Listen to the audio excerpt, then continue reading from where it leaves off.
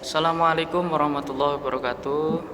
Selamat pagi anak-anak. Semoga kita semua selalu diberikan kesehatan dari Allah Subhanahu wa taala, dan semoga kita dihindarkan dari segala macam penyakit yang baru mewabah di Indonesia tercinta kita ini.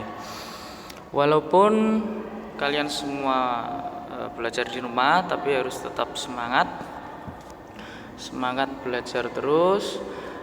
Materi kita kali ini yaitu sumber hukum Islam di bab 5. Silakan kalian juga buka buku paket untuk tambahan materi. Jadi nggak cukup dari video kali ini, dan juga harus kalian baca-baca dalam buku paket yang sudah saya share PDF dalam bentuk PDF.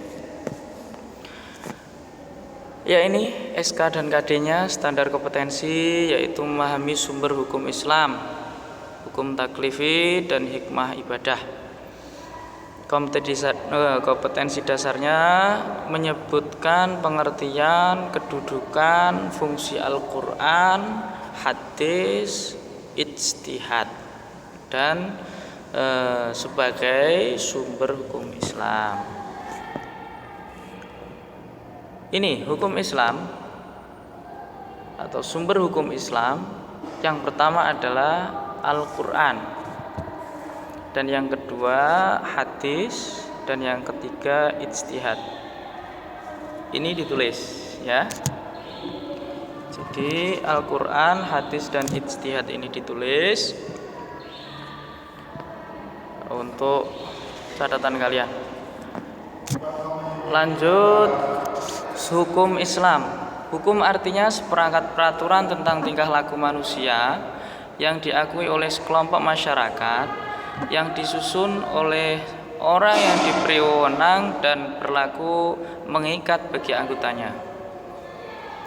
Jadi hukum itu, adanya hukum atau adanya peraturan, itu pasti ada orang yang melakukan hal yang tidak mengenakan atau orang yang melanggar sebuah peraturan, maka dijadikanlah sebuah hukum.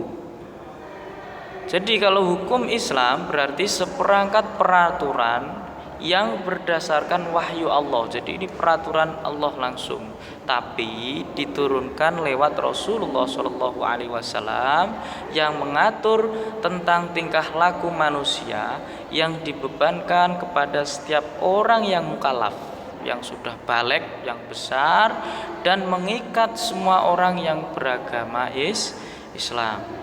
Jadi sumber hukum Islam atau hukum Islam itu diatur oleh Allah, terus wahyunya itu diturunkan kepada Rasul. Jadi yang menyampaikan ya Rasulullah, enggak terus Allah menyampaikan pada manusia, itu enggak. Karena Rasul pun memang diutus.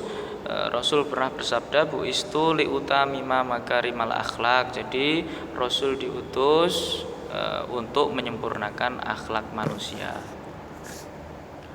Sumber hukum dalam Islam, ada yang disepakati para ulama dan ada yang masih khilafiyah atau ada perselisihan. Sumber hukum Islam yang disepakati oleh jumhur ulama yaitu yang pertama Al-Quran, yang kedua hadis, yang ketiga ijma, dan qiyas. Nah, ini yang pertama adalah Al-Quran. Sumber hukum Islam yang pertama adalah Al-Quran. Tolong yang saya beri kolom ini ditulis ya. Pengertiannya ditulis. Menurut bahasa, Al-Quran berarti bacaan. Nah, itu menurut bahasa. Sedangkan menurut istilah ialah kumpulan wahyu Allah yang diturunkan kepada Nabi Muhammad SAW, yang diturunkan kepada Nabi Muhammad dengan perantaraan malaikat Jibril, yang dihimpun dalam sebuah kitab suci untuk menjadi pedoman hidup bagi manusia. Dan membaca Al-Quran itu termasuk juga ibadah, yaitu didasari Quran surat An-Nisa ayat 59. Nah, ini. Tolong surat ayat tersebut ditulis, nanti tolong dicarikan hukum bacaan tajwidnya juga. Itu ya. Terus ini dibaca sendiri. Lanjut, yang kedua adalah al-hadis. Hadis menurut bahasa artinya perkataan.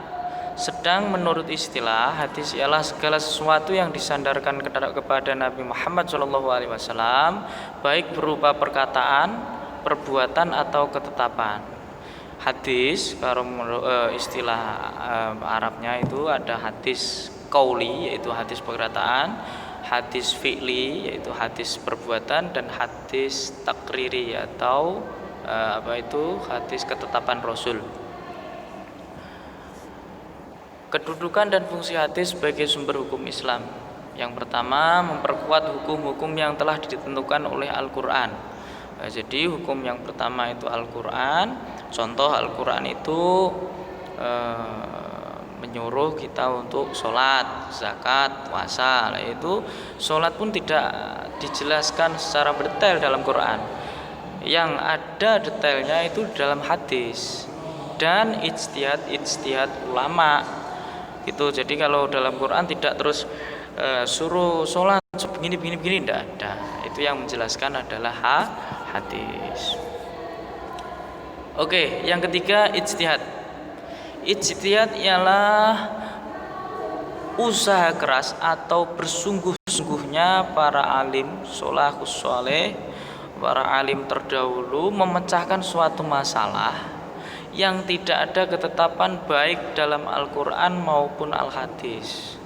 Boleh enggak kalau kita membuat ijtihad? Boleh saja kalau kita sudah mampu. Tapi kalau ijtihad atau mujtahid ya dahulu-dahulu itu enggak sembarangan. Syarat untuk menjadi mujtahid pun itu harus pertama hafal Al-Quran beserta tafsirnya dan juga asbabun nuzul. Sulit sekali satu ayat pun itu mengetahui asbabun nuzul itu enggak sembarang. Dan juga 40.000 hadis beserta pas tafsirnya pasti, dan juga beserta asbabul wurudnya dan rijalul hadisnya. Itu enggak sembarangan orang bisa menghafal segitu banyaknya. Itu syarat untuk menjadi ulama mujtahid. Bentuk-bentuk ijtihad. Yang pertama adalah ijma, yaitu kesepakatan para ahli mujtahid. Yang kedua kias, menetapkan suatu hukum terhadap sesuatu. Kalau ijma dan kias, kalau yang saat ini kita alami yaitu adalah rokok. Rokok itu termasuk dalam ijma dan kiasnya para ulama, karena dalam di masa Rasul SAW tidak ada hukum tentang rokok. Dalam Al-Quran dan hadis tidak ada rokok itu. Yang terakhir hukum taklifi. Sebenarnya ada 5 ini, tapi yang nomor 5 tidak kelihatan. Yang pertama ijab, artinya mewajibkan atau khitab. Firman Allah meminta mengerjakan dengan tuntutan yang pasti. Yang kedua nadhab atau anjuran. Yang ketiga karohah atau makruh.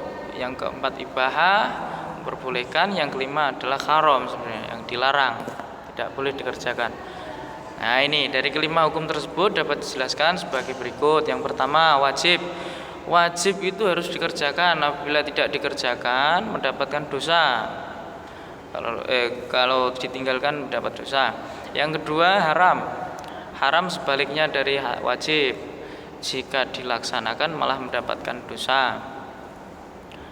Terus yang ketiga mubah, dikerjakan tidak mendapatkan apa-apa, tidak mendapatkan dosa, juga enggak mendapat pahala. Sebaliknya ditinggalkan juga enggak mendapat dosa dan tidak mendapatkan pahala. Yang keempat sunnah.